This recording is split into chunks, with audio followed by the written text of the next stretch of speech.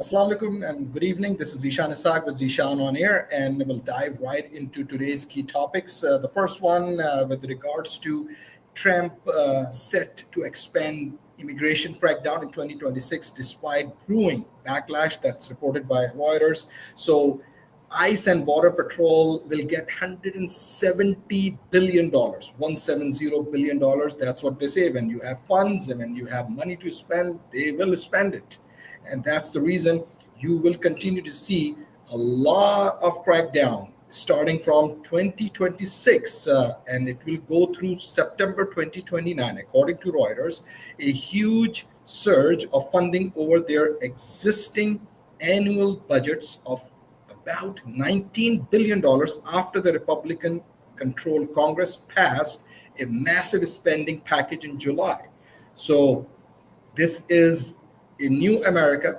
Those who have committed crimes, those who have cheated the system, those who have obtained green cards with the fraudulent information, a lot of marriage fraud that was already under, I would say, radar from US CIS and ICE. However, now they are going to go after all those individuals who have lied and intentionally lied to obtain the US citizenship. And if the green card itself obviously was done through different fraudulent means, like marriages is a great classic example. I already know with my friends, and they know their friends, and these are coming even with the very credible sources and some anonymous sources that people who have even married with the love and with all the right reasons, they have been denied now. This is the kind of America which you will continue to see in 2026 and beyond. So this is something that people need to discuss with those who you are voting for.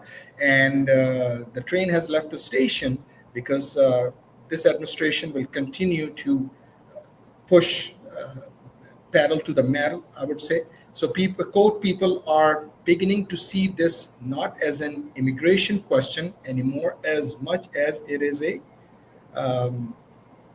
violation of rights, a violation of due process, and militarizing neighborhoods extra constitutionally, end quote, said Mike Madrid, a moderate Republican political strategist. Quote, there is no question there is a problem for the president and Republicans, unquote. So we will see how this will translate into the votes. We will see how Americans want to see legal immigration, but if this is where they are not in alignment with regards to how, from an operation and execution standpoint, this is happening, then let's see how much of that will translate into the candidates from both parties or independents who may have a better strategy, or a strategy that will be more, I would say, in tune with the aspirations of the American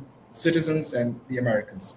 Another one is making America safe again. So this is directly from USCIS.gov, from their website. Making America safe again, US Citizenship and Immigration Services end of year review demonstrates impact of rigorous immigration crackdown. You can look it up. I'm not going to read everything, but some key areas are getting results for America. So that's where they want to see more results. Millions of people are in this country with the issue of immigration. Some do not have the right papers, some are undocumented, and some have status issues. But according to the law of the land, they are considered illegal. So this is where the Department of Justice, with regards to USCIS, and the administration will continue to crack down on this immigration situation that America has already seen with the many YouTube videos to documentaries from New York Times and others. Another key issue, which is still in the news, is reported with all mainstream media, including Reuters. Trump flew on Epstein jet 8 times in the 90s, according to prosecutor email. Now, I would like to caution everyone that even with the pictures, as it's a disclaimer, I want to make sure that we keep it balanced. Um, they're saying that people who are in the pictures does not mean that they have committed a crime. Now, there's also reports where it has been reported that the whistleblower was Trump, President Trump. Now, you may laugh at this. You may say, where is this coming from? Well, this is coming from the White House, and this is coming from the administration. So you got to go and ask them then. So DOJ statement, due to the mass volume of material, this process may take a few more weeks, quote unquote, to review and release the file. So DOJ finds 1 million plus more Epstein documents. Now, you can argue and say, why did they not release it? And many other lawmakers are making a case about this, that the Department of Justice should have released all the files. Well, they did release 100,000 or so files. Now they're saying 1 million plus, and it will take weeks and few more weeks. So this political situation will continue to be volatile. It's a developing news, and we'll continue to monitor it.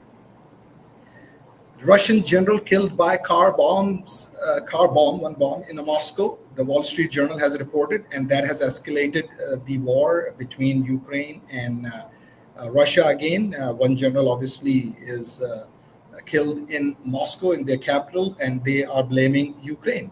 So this is one of the reasons, perhaps other reasons, where we have now seen intense fighting, and a lot of buildings and even civilian buildings have been damaged in Ukraine.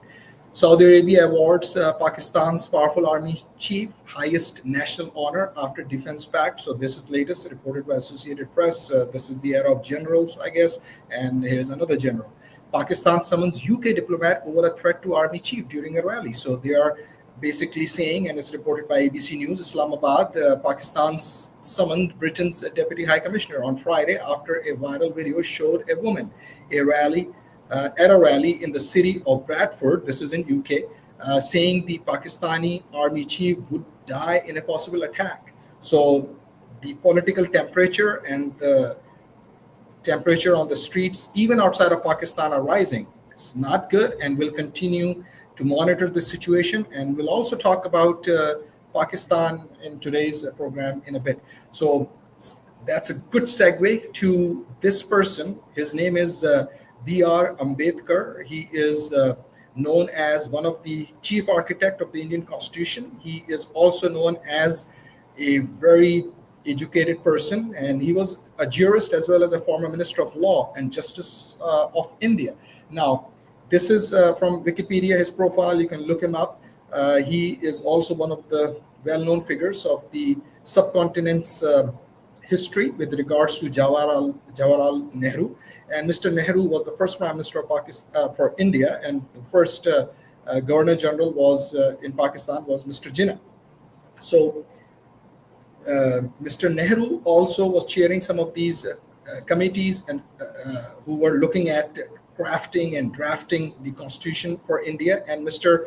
Ambedkar is also considered as a chief architect, and he was one of because India has a caste system, and back then obviously it was even more very prevalent in the society. So he was a Dalit, and then he and those are untouchables, and then he became a Buddhist later on. So that is also reported. But he was a very educated person, and he wrote this book. He wrote many books. One of the books is very important because he wrote Pakistan or the partition of India.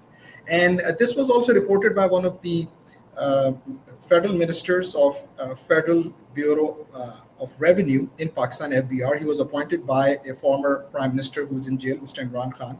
And Mr. Shabar Zaidi actually pointed out in one of his very viral video about this book. I didn't even know about this, so it was very interesting for me. And then when I went back and read and did some more research, so what is Mr. Ambedkar, late Ambedkar did? So in his 1940s, there was one book, first edition, I would say, was released a few years before the partition of the subcontinent. Because remember, this region, Pakistan, India, Bangladesh, these are three distinct countries now, but they were all living peacefully, happily for centuries. Hindus, Christians, Muslims, and other religions and people of different faiths. That's where, when the British arrived, and there's a whole history behind it, and many say divide and conquer, what have you. Now we are in a situation where in 1940s, this person, Mr. Ambedkar, he actually wrote this book, and he dedicated about 30 plus pages about this idea that if there is a partition of India and there's one India, there's 54% or so, over 50% of the military or the army in the India, or it was British Indian Royal Army, if you may call it from a technical standpoint, they're all Punjabis and Pathans, 54%, according to his stats and figures. And he even wrote that in his book in 40s. And there was other editions too. And he said that what would happen if Afghanistan, other countries may attack India? Would this 54% of the Indian Army or the Indian Royal Army, would they defend the country? Because Afghans, they are Muslims, and 54% are Muslims as well, Punjabis and Pathans. So how about, instead of giving them a country, make a country for this army? Now, that was a big one. And that's why it's out there. This is all about knowledge. This is all about having an intellectual debate. But who is having a knowledgeable or intellectual debate these days? So now the case should be asked, or should be made, and the scholar should be asked, that is the existing Pakistan, and given the situation that we have seen after the demise of the founder of Pakistan, who was there for almost a year or less than a year, I would say, because he passed away based on my research on 11 September 1948. And Pakistan got independence, from British, and India got independence, as well as these two countries. Bangladesh is actually a former colony of Pakistan, for a lack of a better term, but it was actually East Pakistan, as it was known, until 1971. On 16 December 1971, that's when they asked independence and gained independence. And there's a whole set of history and different chain events that has happened. So I don't have enough time to cover this. So I'm just giving you key talking points here, and you have to do your own research. That given the demise of the founder of Pakistan, Mr. Jinnah, he was a very educated person. I believe he was a barrister, a lawyer, a prominent lawyer in London. Mr. Gandhi also came from Kenya. He was not in India, and or British India at that time.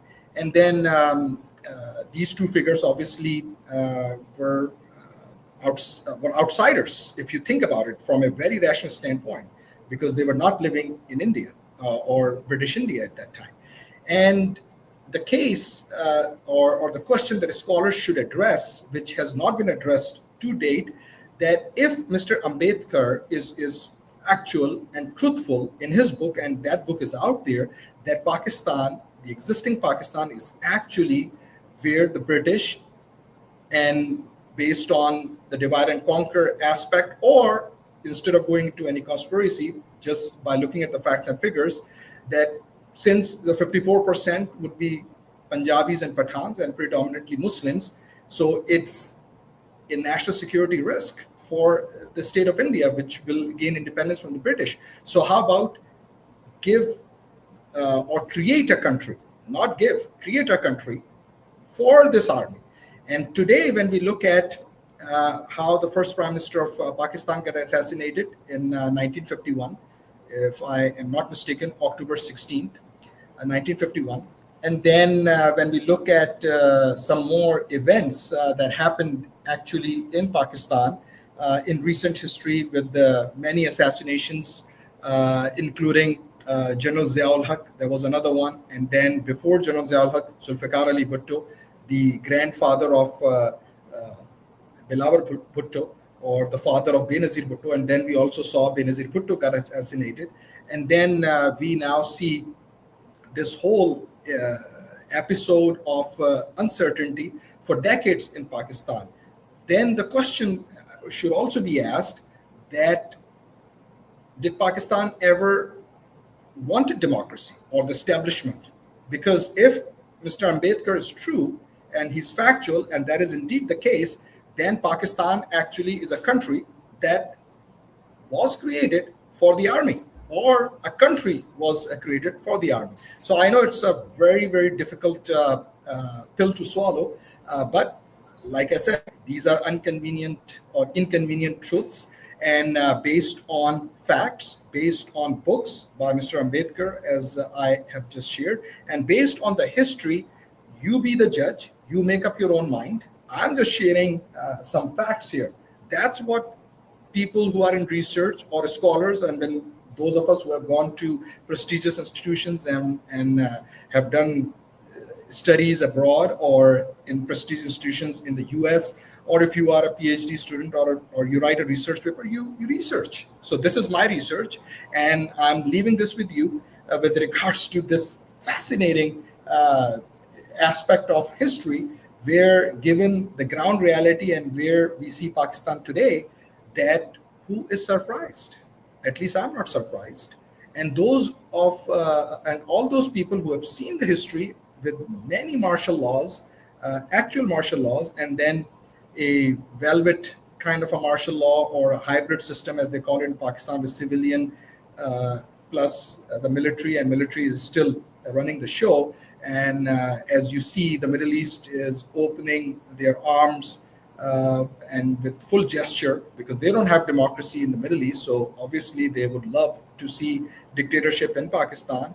So Mr. Asim Munir, if he is awarded a national highest civilian, or whatever that award is, I don't know if it's civilian, but it is the highest national award by Saudi Arabia, because Saudi Arabia is still considered as one of those countries that everyone respects because of the holy mosque, the two holy mosques of Islam, Mecca, and then the final resting place of Prophet Muhammad, peace be upon him, in Medina. And it has always been regarded as a region of peace and tranquility. So if this country and the regime currently in Saudi Arabia is giving a highest national award to the military general of Pakistan, if you connect the dots, it becomes very clear that Pakistan obviously is at crossroads, and how Pakistan is now becoming deeply involved with regards to the Middle East situation, and then with this Gaza situation, where the field marshal, as he has been given this highest rank in Pakistan's history. The last one was with General Ayub Khan, and he was also welcomed with the open arms by JFK when President JFK Jr. Was our president. Obviously, I was not alive, but you can see those videos as well, and how he was going in an entourage with Jackie Kennedy, and later she got married to Onassis. She became Jackie Onassis.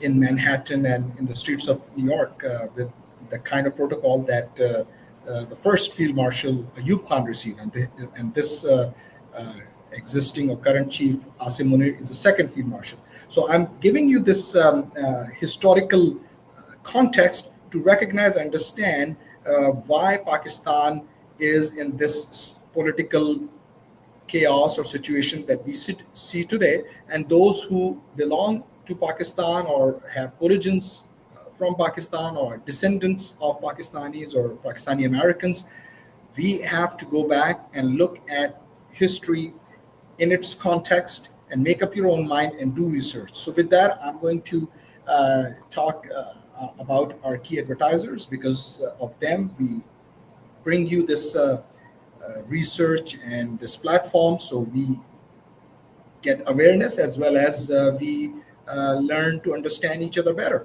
So Affordable Insurance of Texas, AITinsurance.com, that's their web address. You can visit them online as well, or just call them 713-785-4000.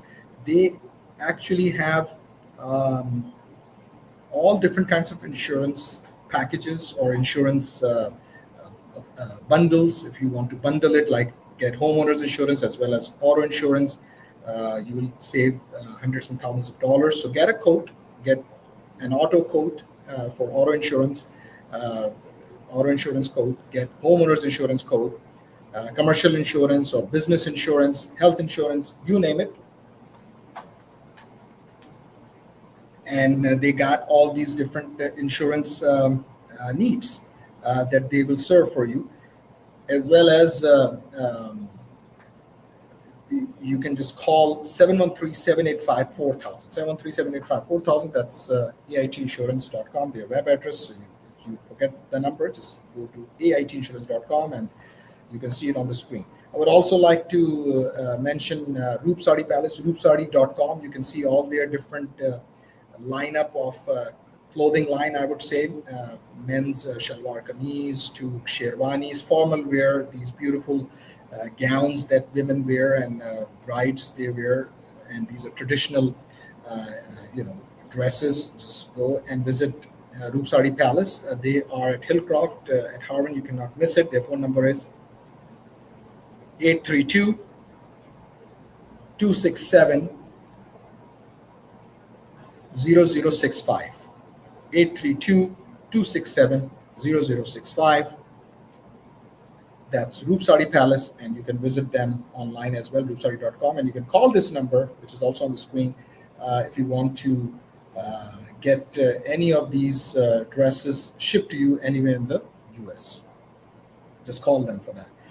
Also, Roop Sardi Palace is there, but at Hillcroft, you will also find in Hillcroft Shopping Plaza, 5901 Hillcroft, Suite C3. That's where Prince Jewelers Houston are located. And Prince Jewelers Houston, they have 22 karat gold jewelry, heavy chains, heavy necklaces, light chains, or light sets with less grams of gold. So you can afford it. Or if you can afford more, then you can buy obviously gold. It will help you even with an asset that you can have. And if you have old gold jewelry, you can sell that jewelry as well and buy gold and sell on the prevailing market rates. And their phone number is 281-777-1457, 281-777-1457. That's Prince Jewelers Houston. And also, I would like to mention about one of our key advertisers, and that's Mr. Mike. Now, you may be thinking, who is Mr. Mike? Well, many people in Houston, they know. His number is on the screen. But those of you who are obviously listening to me through Legacy Media, that number is 832-605-0600, 832-605-0600. Now, why would you call Mike? Those who are following me through social media, chef needed. Exactly, you read it right. And why the chef is needed? Because they have many locations, but for their location in Sugarland, which is Demasi's location, they are looking for a Pakistani or Indian chef because they would like a chef who can make excellent biryani. And that's a very famous entree from that region. Biryani or Hyderabadi biryani, that's another one.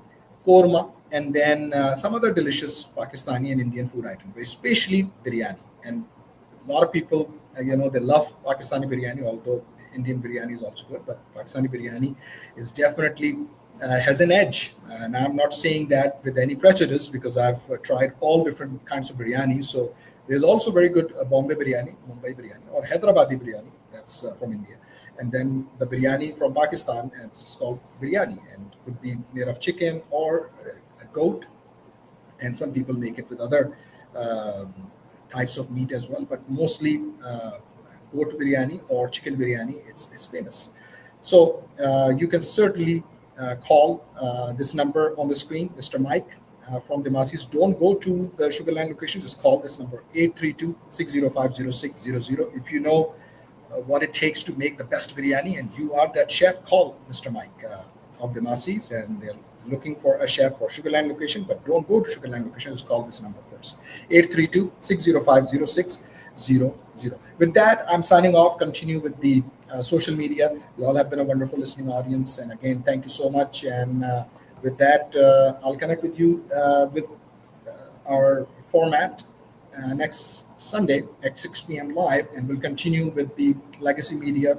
And if you're in Houston, then thanks for listening to me as well. And those of you who are watching me, please share and subscribe if you have not. And thank you again.